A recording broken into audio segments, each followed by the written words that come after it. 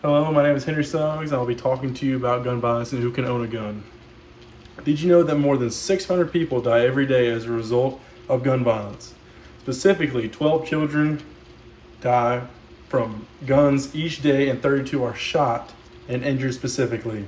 Also, 48,830 people in the United States were killed in 2021 from gun-related injuries. Of those, 54% were suicide and 43% were murders. That's more than 2 times the Appalachian State's student body. Finally, in the United States alone, there are approximately 120.5 handguns per 100 people, and 44% of Americans report they live in a home with a gun. Who has the right to own a gun?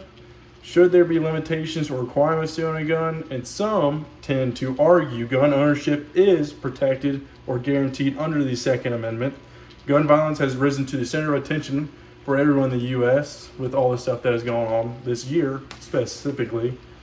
Due to increases in gun violence, Americans want to increase control to limit access to guns, saving lives and reducing crime, while others fiercely oppose, saying it is a limit to the right to bear arms, the Second Amendment, which is a fundamental right protected in the Constitution. I'm going to share info today that might challenge your thinking about who has the right to own a gun. In the U.S., federal law provides a foundation for firearms regulations, while states and cities can adopt additional restrictions and regulations on gun laws. In the U.S., you have to be 18 to own the rifle or shotgun, but on the other hand, you have to be 21 with a handgun with anything with a 16-inch barrel or less. So even ammunition you can't buy unless it's because if you don't need ammunition if you're not buying it. If you don't have a handgun. Background checks are required with exceptions like a court order for mental health or a felony. The Second Amendment was intended to protect the nation through a military to ensure public safety.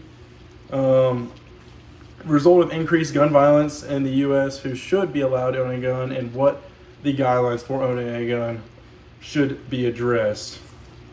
This is why the right to own a gun is a controversial issue. To try and find the fine line between using your Second Amendment and finding the people who should not own a gun without limiting the Second Amendment or their access to a rifle.